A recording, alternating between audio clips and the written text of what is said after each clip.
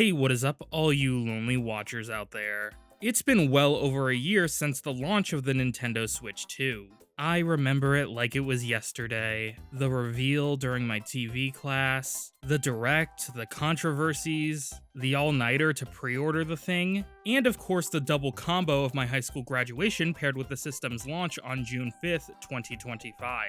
One of the many exciting reveals in the early days was the fact that Nintendo would be releasing special Nintendo Switch 2 editions of their Nintendo Switch games in order to make them run better and add new content. Nintendo also allowed third parties to use this branding.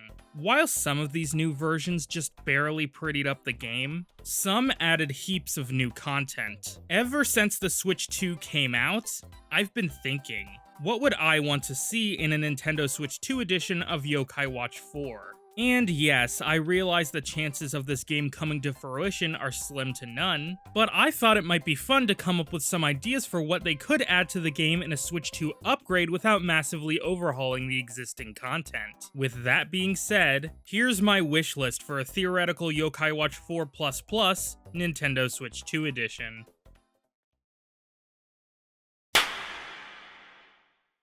Let's get the performance out of the way, as this is the most obvious upgrade each Nintendo Switch 2 edition needs. In many cases, these Switch 2 editions are just that, performance upgrades. The Nintendo Switch version of the game runs at 720p in handheld mode and up to 1080p in docked mode. The game also runs at a very inconsistent 30 frames per second, which often drops to 25 frames per second in docked mode and as low as 20 frames per second in handheld mode. Playing the game on Nintendo Switch 2, however, locked the frame rate at a consistent 30 frames per second. The PS4 version of Yokai Watch 4 runs at a stable 60 frames per second and 1080p, with 4K upscaling support being available when playing the game on a PS4 Pro or PS5. The Nintendo Switch 2 edition should ideally run at 60 frames per second with 4K support in docked mode and 1080p support in handheld mode. 120 frames per second seems too demanding and a bit overkill for the kind of game Yokai Watch 4 is. It would be a nice option, but I don't see it being necessary. Yokai Watch 4 on Nintendo Switch also suffers from pop-in for faraway objects, which should be addressed as it already has been on PS4. The game also already has 20% faster load times when playing on Nintendo Switch 2, but even faster load times would be very welcomed. Outside of the technical details, what else should be a part of this release? In an ideal world, this Nintendo Switch 2 edition would act as an excuse to finally localize the game for Western audiences. It would also be ideal if people who went out of their way to buy the Japanese version could update their copy to accommodate other languages, as well as upgrade it to the Nintendo Switch 2 edition. Likely for a $20 fee if it adds a bunch of new content and a $5 fee if it doesn't. The Purra Purra Blasters DLC should also be included in this version as part of the base price. There isn't much reason to sell the base Yokai Watch 4 anymore without the DLC. And finally, it would be nice if this Nintendo Switch 2 edition launched on the same day as a PS4 patch or potential PS5 edition, which all have the ability to communicate with each other for things like Purra Purra Blasters and trading. Now, besides the system's upgraded power, how else should this version of the game take advantage of the Switch 2's exclusive features?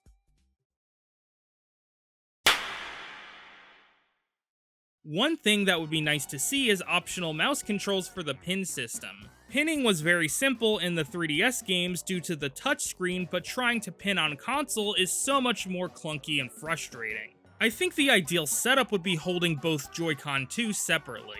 As soon as one of the Joy-Con 2 detects it's being used as a mouse, the battle automatically pauses and enters pin mode, where you can press the bumper or trigger while hovering the cursor over a yokai or wisp to pin it. Lifting the controller would immediately resume the fight, similar to how toggling mouse controls works in Metroid Prime 4. The camera, though, is where it gets more tricky. Some would say this is the perfect opportunity to add back QR code support, but this could get messy. It would be unreasonable to expect level 5 to add support for all previous Yokai Metal QR codes. I have two possible solutions for this problem. The first is to only add support for metals with keystone counterparts. For example, scanning the Venoct metal would give you the same items as scanning the Venoct keystone would. On the other hand, scanning the RoboCap metal wouldn't work since he doesn't have a keystone.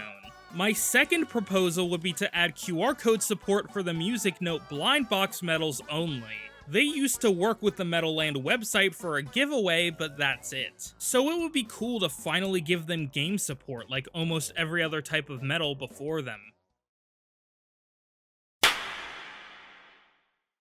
When it comes to new game content, I think they should fix up blasters a bit. First, please add missions that let you grind McCracken and Shadowside Shadow Venoct Con. They are the last yokai in this game who are purely code exclusive, and it would be nice if your average player got a chance at befriending them. Also, adding another Oni crank or modifying the existing one would be nice because it is atrocious to use as it stands. There is no reason Golden Oni coin should even have the possibility to give you items from the bottom two tiers. It makes getting yokai exclusive to this crank borderline impossible and is one of the worst elements from this game mode.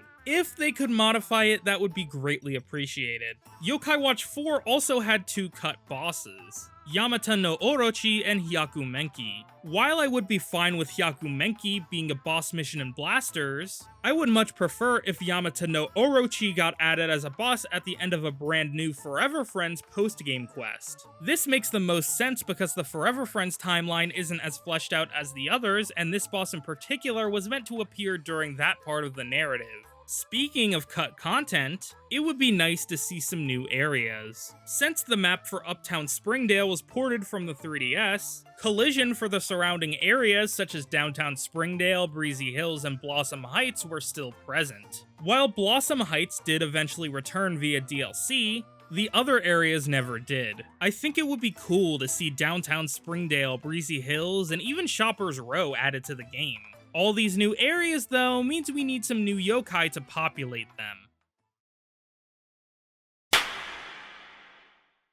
Since the original Yokai Watch 4 Wikipedia was mostly comprised of present-day yokai and the DLC doubled down, I think the main priority here is to populate the game with more Shadowside yokai. I would love to see cut yokai such as Momoko, Lucky, and Atsuchi Kamamoto added since they likely have the most amount of work done on them.